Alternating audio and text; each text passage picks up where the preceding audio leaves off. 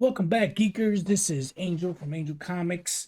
We are about to watch Moon Knight episode 6 breakdown Easter egg from Eric Voss on New Rockstar. He breaks down these shows and movies in a way that explains a lot.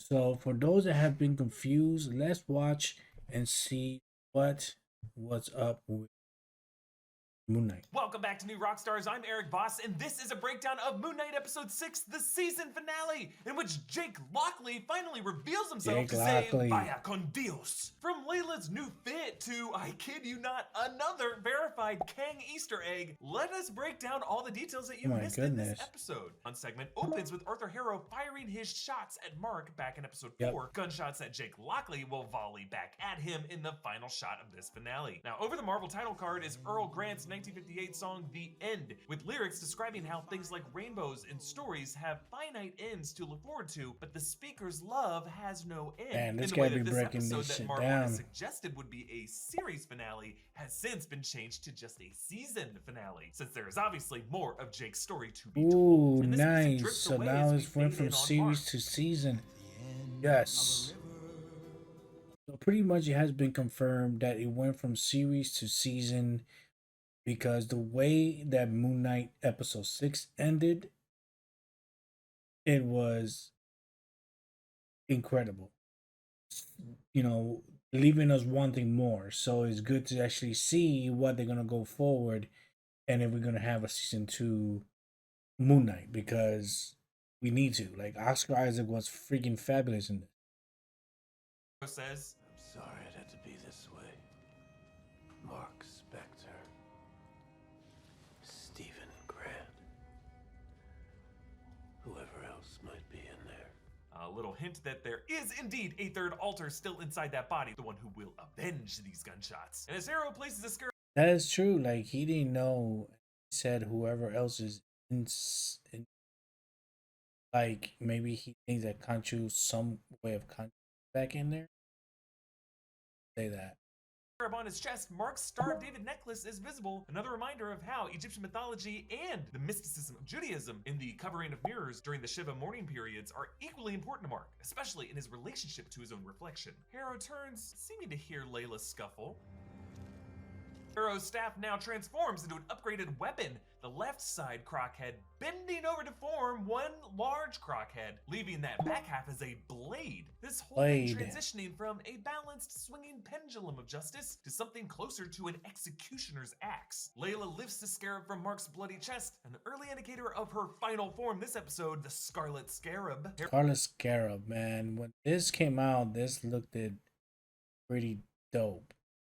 Like, this right here is a shot of it. It was crazy the way that happened.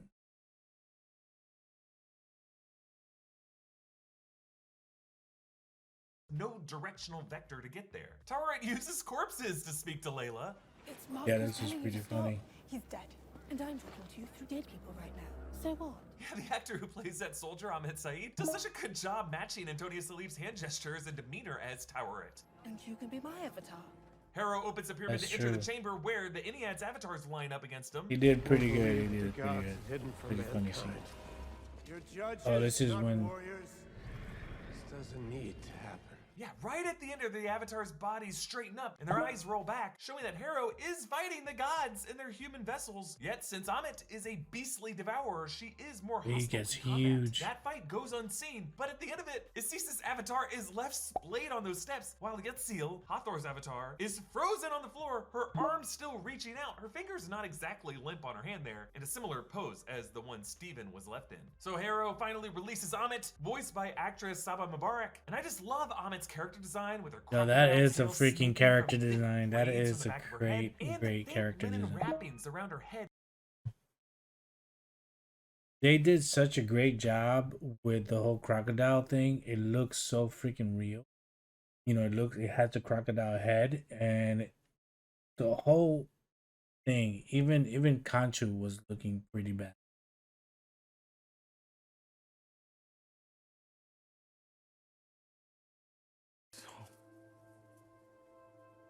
Quiet. Yes, the same words Yeah, Dr. Otto this Octavius part, says when Peter fixes him in Spider-Man No it Way had an Home. emotional moment in this part. Those voices. It was Inside really my head. nice. I'd almost forgotten. Because it is a similar catharsis for these characters. An inner world that was once noisy has now gone silent. Mark goes back for Stephen, similar to the Greek myth of Orpheus's journey into the underworld for his love Eurydice. Because this series' core dramatic relationship is the brotherhood and the love. Yeah, between that's Mark and crazy. Stephen. It's a story of Continue. Oscar self-worth Isaac and did such a great self-acceptance. job. You are the only real superpower I ever had. And so we get this sweet Anna and Elsa moment where they're one shared heart. Not their two hearts separately trying to balance a scale. Just one heart shared together is what moves Osiris to open his gate. Osiris, of course, being the Egyptian god of the underworld and of resurrection. So after passing through this gate, Mark breathes once more. That is pretty dope how at first he was always fighting with him, but to the end of the show you could see that they work better together.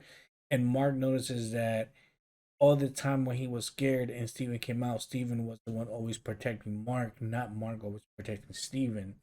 That's why he said, "You are the only superpower. You've always been the super." Because he was the protector of Mark, even though Steven did not even know that Mark existed to, till recently. But that is crazy. That is nuts. I feel the pain inside of you.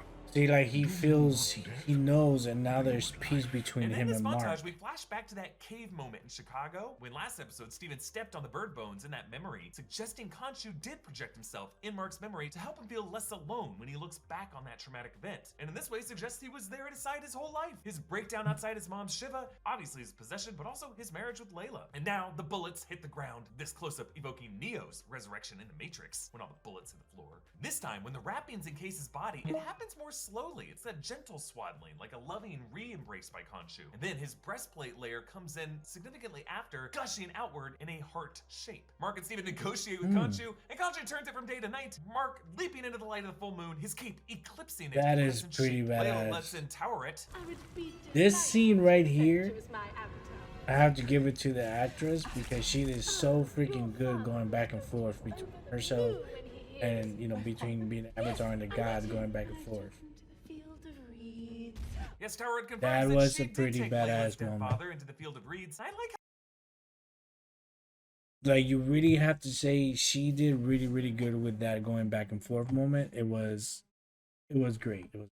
how she says over the moon. Just some nice wordplay for Layla and her family history being over and beyond the influence of the moon deity that's ruined their life. I mean, the whole show, everybody from Ethan Hawke to Oscar Isaac, to Kaleem, I forgot her last name. Sorry, but they did so great as villains and heroes and dual personalities and all this. Because Oscar Isaac has to win, like, absolutely has to win. Because, dang. Fronts Harrow, and I love how the frame rotates on the incline of the pyramid. That with the was moon pretty behind it. badass. Amazing That shot it composition inclined and it. blocking, because Harrow has high ground and only has to run downward, whereas Mark has the low ground and must run up. Yet sprints at the same speed as Harrow and hits him with a powerful knee That was a uppercut. freaking Moon framing dope the symbol makes ass it clear that this round goes to Mark. Giant Khonshu fights Giant Amit. Right That was as pretty Mark and badass, Steven too, in the fight background. Harrow in an aerial battle. Now, despite the trope of giant CGI battles and the climaxes of many MC That was titles, I actually badass. don't mind The it here, way because they as is did often the case in whole mythology, thing. When there's fighting and you can see him kind of like fighting and Mr. Knight and Moon Knight kind of switch roles, it was understandable. One of the best scenes in the show when they were doing it. The fightings were awesome. or a higher tier feud between the gods. Layla saves Mark, deflecting Hera's blast with her golden Yeah, wings Layla, and crossing her gold- arms, the and then later saving a Scarlet van full of Scarab. people. ¿En sí superhero mostré? Yes, given how It's an outspoken Egyptian Mohammedia was about hero. Wonder Woman 1984's depictions of Egypt, it's hard not to see all of this as an intentional dig at that movie and Diana's golden winged armor. And by the way, the graffiti on the wall behind the girl is Arabic, translating to Khonshu is alive. Throughout all this, I just love the fight choreography. This and the fight handoffs between choreography, Steven and oh. Mark. Steven's baton getting deflected and then caught by Mark. And then when Steven is kicked across the alley, Mark's grappling hook shoots out of that dust. But it ends with Hera That beating down Mark. was and we black out. badass. We didn't see it, but we all know who did it. Whoa, so Jake Lockley obviously took Jake over Lockley, as he did in of episode course. 3 with the thugs on the roof, and in the transition at the end of episode 2 when Mark suddenly found himself in the Egyptian hotel, and probably the violent blackouts when all those guys ended up dead in the Alpine village. Here, when Mark wakes up, he's nearly plunging that axe blade into Harrow's head, and in addition to Harrow's men now dead around them, there's also a bunch of flames that were not there before, cars wrecked and burnt, and that shop behind them, whereas before it was undamaged. Now the neon sign is mostly out, and a fluorescent bulb dangles. So we still do not know what Jake's suit looks like or how powerful he is, but presumably this suit is capable of unleashing some explosive targeted shockwaves, possessing some kind of power beyond the healing power. Even Layla was like, what the hell was that? Actually, that third look might be visible for a few frames in the credits. Right before we flash to the hooded Moon Knight, another form with frayed mummy wrappings over the face, but with the eyes left exposed. That could be what Jake Lockley looks like. That could be Jake Lockley. Layla and Mark use a spell to mortalize Amit, because Jake Lockley is more of a killer than he is agrees to anything else. We think. But Stephen wakes up in Harrow's office where they now see the blood pooling from his sandals. The implication might be that Harrow's feet in this series were always bleeding, but Mark, Stephen, all of us did not see it until now. Kind of like in The Sixth Sense, Malcolm sees what he wants to see, and that color red's true significance is not clear until it all comes into focus. But this office, I believe, is not real. Not like the rest of the hospital that we saw in episode 5. The hospital was their perspective of the Duat underworld ship. Rather, this room is their organizing principle representing their subconscious self-doubt.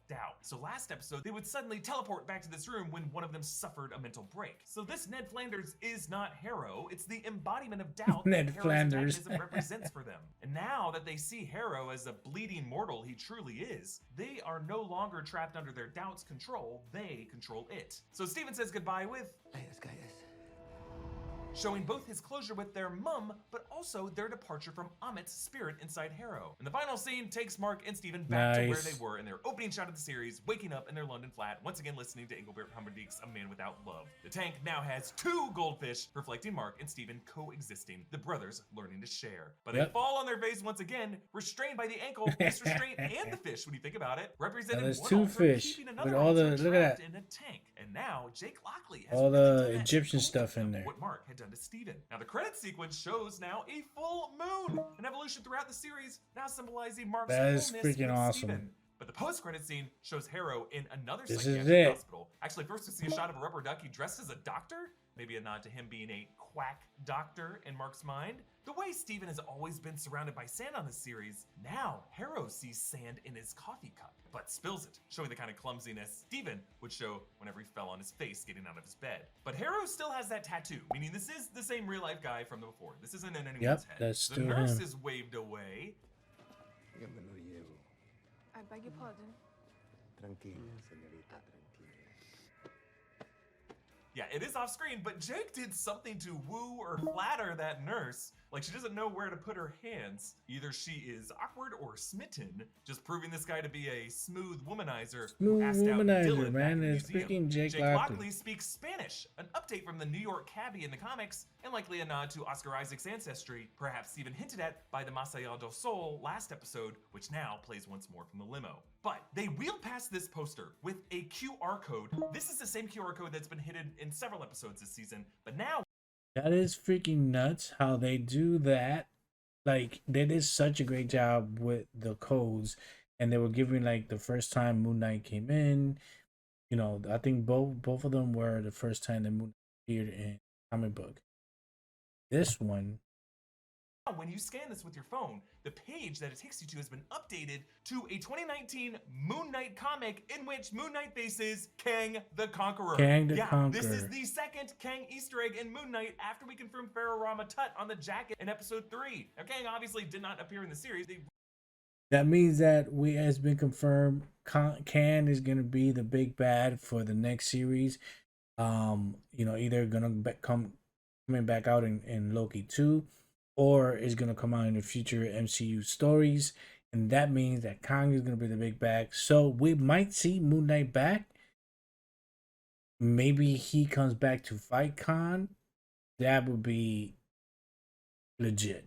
Really didn't need him in this story, but still, this is a Moon Knight producers hinting that the history of the MCU's next big bad is connected. All connected. To all this. It's Who all knows? connected. Moon Knight or the Scarlet Scarab Khonshu, Towerette may show up alongside Kang in a future MCU appearance, like Loki Season 2, maybe Ant-Man and the Wasp Quantumania. We'll see. Outside this hospital, it's called Sienkiewicz Psychiatric Hospital, a nod to Bill Sienkiewicz, a comic artist who contributed so much of how Moon Knight looks. Rather than the taxi Jake drives in the comics, here he drives a white limo with Spectre plates, just like the ride Mr. Knight takes in the comics. Now, this might be nothing, but one of the men standing outside has the same long white hair as Crawley. I don't know if this is just an actor cameo or all of reality crumbling. Now, inside the limo, Khonshu's sitting in there wearing the fancy suit as he does in that same run of the comics. And he says that he was never interested in taking Layla as his avatar since his number one is the hidden altar Mark and Steven never saw, the one in the red sarcophagus, Jake Lockley. Hoy te toca perder. Wait. Yes, we end on Frank Sinatra's You Are My Way of Life, a song about eternal devotion, like the devotion between Jake and Khonshu, a devotion hopefully we will see more of if we ever get a second season of this show. I want to thank you all for joining us in these breakdowns of Moon Knight this season. You can follow hey guys, me make sure you guys follow him RockStar, at New RockStar. Subscribe, man. He breaks down.